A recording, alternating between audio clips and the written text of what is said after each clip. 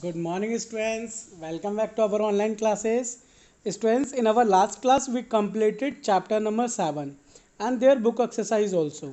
And question answers of chapter number 7 I will send in your WhatsApp group. Okay? And today we will start our new chapter, that is chapter number 8, our environment.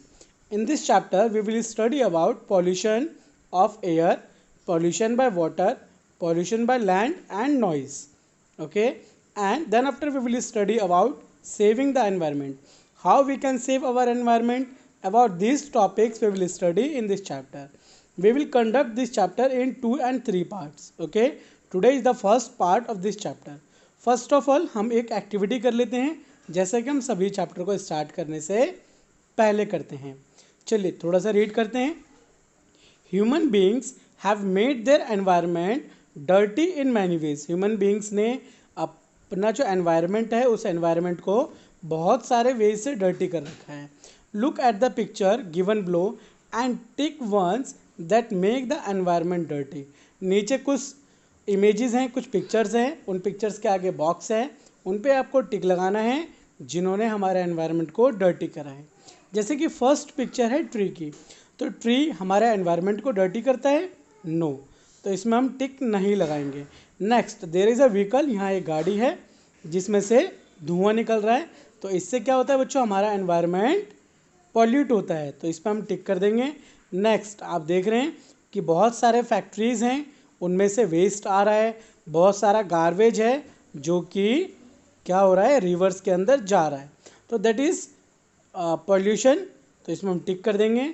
And जो next वाला है, इसमें बहुत सारा आपको dirt दिख रहा होगा जो फेंका हुआ है, ये भी हमारे एनवायरनमेंट को इफ़ेक्ट करेगा. Now our first topic, environment. अभी हमने एनवायरनमेंट कई बार सुन लिया. What is the mean of environment? Environment का मतलब होता क्या है, इसके बारे में जानते हैं. The things around us from our environment. जो भी हमारे आसपास में चीज़ें हैं वो सारी चीज़ें क्या है बच्चों, एनवायरनमेंट है. Our environment contain both living things and non living things.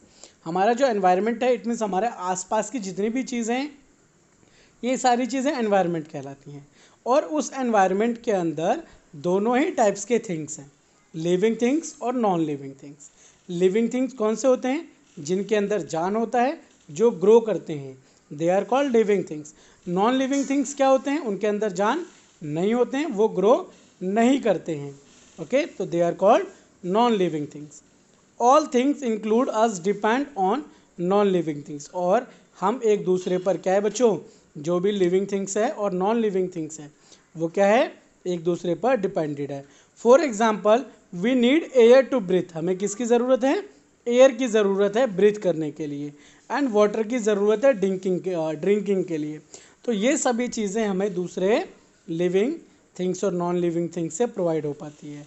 We get this from the environment around us. और ये चीज़ें हमें हमारे एनवायरनमेंट से ही मिलती है, जो हमारे आसपास की चीज़ें हैं.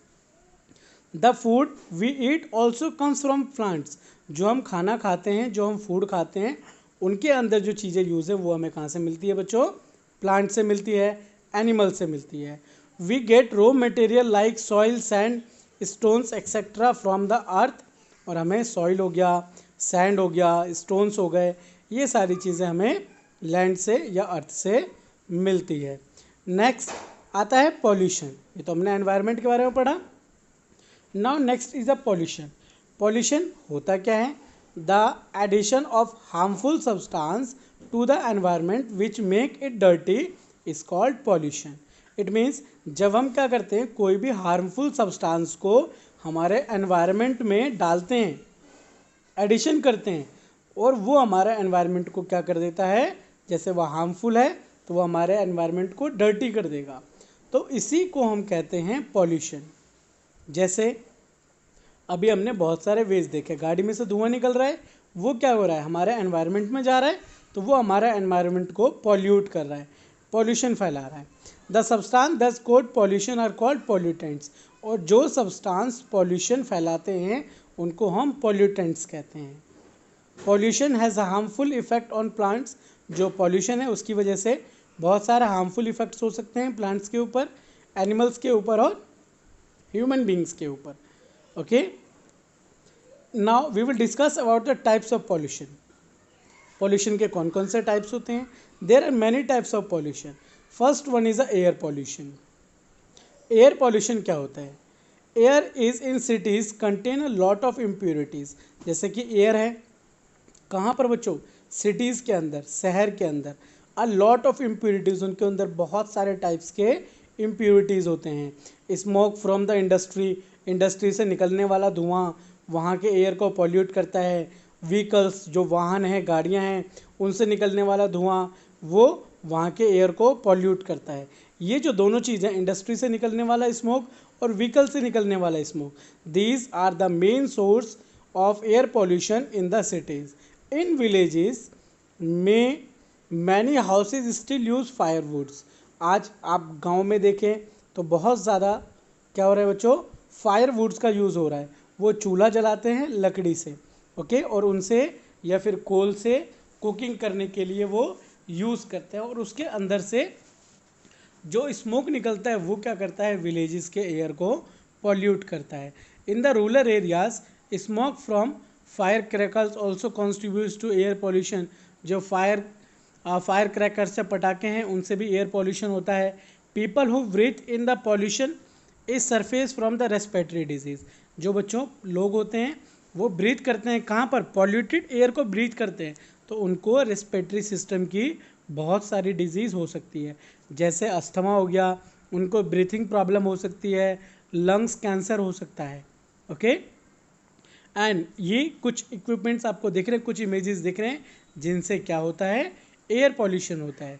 जैसे क्रैकर्स हो गए, बर्निंग ऑफ वुड हो गया, एंड जो हमारे सिटीज़ होते हैं उनके अंदर गाड़ियाँ हो गई, इनके अंदर से जो स्मोक निकलता है वो क्या करता है? हमारे एयर को पॉल्यूट करता है।